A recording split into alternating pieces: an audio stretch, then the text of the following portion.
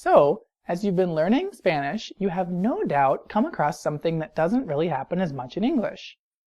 Nouns have gender, and even adjectives often will be the same gender and number as the noun they describe. This might make sense for words like el chico, la chica, el hombre, la mujer, el profesor, la profesora, el papá, or la mamá.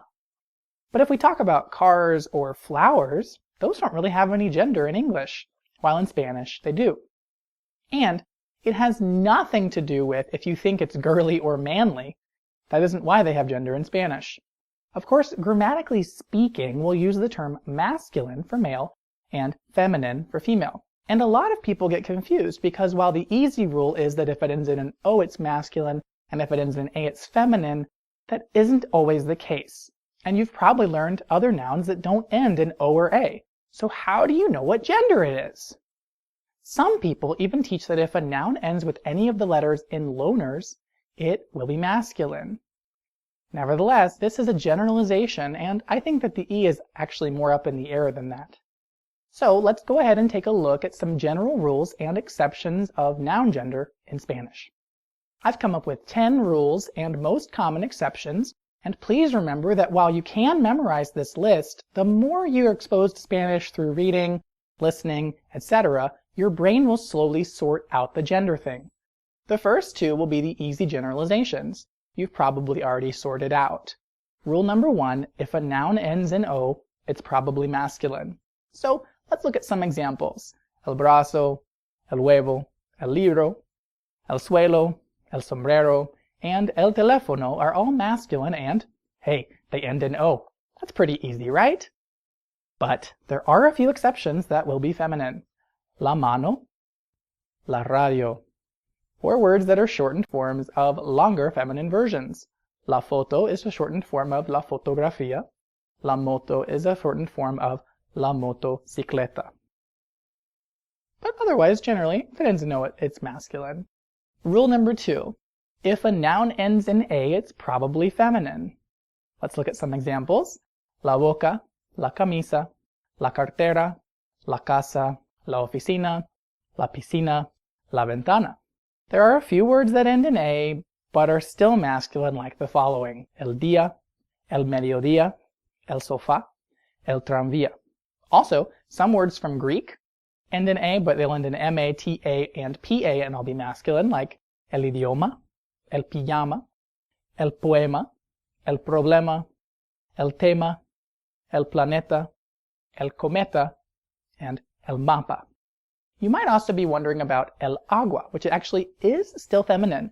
We'll see with feminine words that have the emphasis on the first syllable, which is an A, that they will take a masculine article, un or el. So, el agua, el alma, el águila are all feminine, but we use the el to not lose the A sound of their beginning.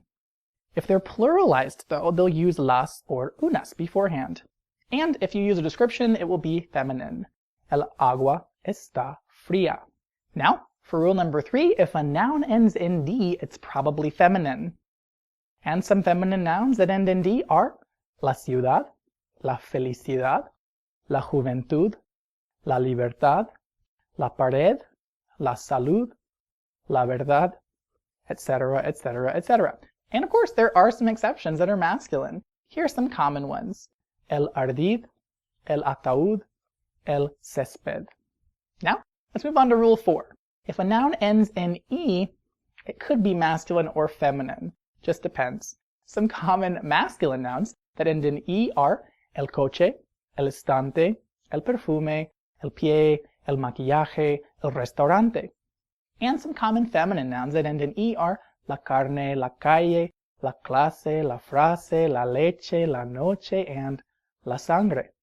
But there are other things that we can look for. If a noun ends in aje and hambre, it will probably be masculine. Some examples are el equipaje, el paisaje, el calambre, el enjambre. And some exceptions are el hambre and la pelambre. Wait a minute, el hambre, that's got L in front, it's got to be masculine, right? But no, el hambre is really feminine like el agua. The H is silent, so it's really starting with an A. It uses el when singular, but will still take a feminine description, like in the sentence tengo mucha hambre. Then, nouns that end in ie, ente, or umbre will probably be feminine. Some examples are la serie, la superficie, la costumbre, la cumbre, la incertidumbre, la legumbre, la corriente, la fuente, la gente, and la mente. Of course, there have to be exceptions. Two of the common words that end in te that are masculine are el diente and el puente. Let's go to Rule 5. If a noun ends in an L, it will probably be masculine. Some examples of masculine nouns ending in L: el animal, el árbol, el hospital, el metal, el papel, and el material. And some exceptions that end in L that are feminine are la cárcel, la miel, la piel, la sal, and la vocal. Moving on to Rule 6. If a noun ends in an N, it's probably masculine. Some of the common examples we'll see are el botón, el colchón, el corazón, el examen, el jabón, el pan, el pantalón, and el tren. But of course, there are some exceptions that are feminine. La imagen, la razón, and la sartén all end in N, but are still feminine. If a noun ends in ion, it's also probably going to be feminine. Some examples: la opinión, la canción, la confusión, la nación, la religión, and la reunión. See the pattern there? But of course, here are some exceptions: el avión, el bastión, and el camión. But again, typically, ion will be feminine. Moving on to rule number 7. If a noun ends in R, it's probably going to be masculine. Some of the common words would be el amor, el color, el error, el favor, el mar, el pulgar, and el valor. Some exceptions are la flor and la labor. And actually, you might come across el mar being la mar when it's used in a more poetic sense, maybe in poetry or in songs, kind of to romanticize it a little bit. Rule 8. In Rule 8, if a noun ends in an S, it's probably masculine. Some examples are el análisis, el autobús, el estrés, el gis, el interés, el mes, el país, and el virus. And of course, there are some exceptions to this rule: la diabetes, la mies, la res, and la tos. Also notice that words ending in cis will be feminine: la crisis, la dosis, la sintaxis, and la tesis. Or words ending in itis, talking about some kind of a medical condition, will be feminine as well: la arthritis, la appendicitis, la bronchitis. Hey, 2 more.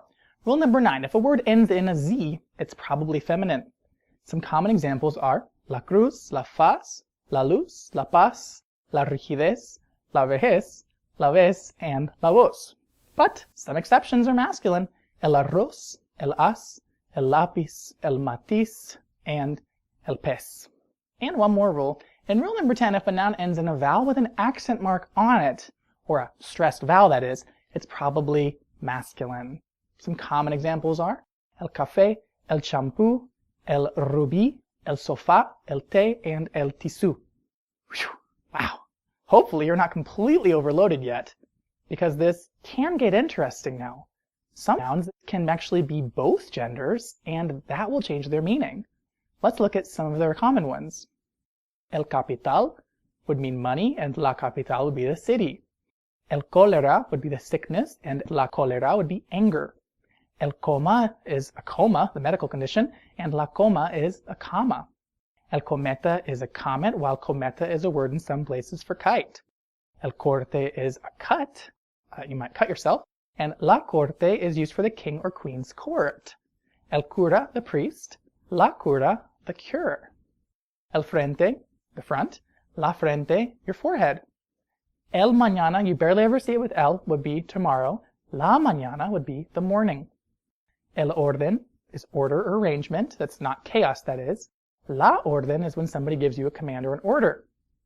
El papa is the pope. La papa is the potato. El parte would be a message or a report. La parte would be a part or a portion. El pendiente would be an earring. La pendiente would be the hill or slope. El pez would be a fish, while la pez would be tar.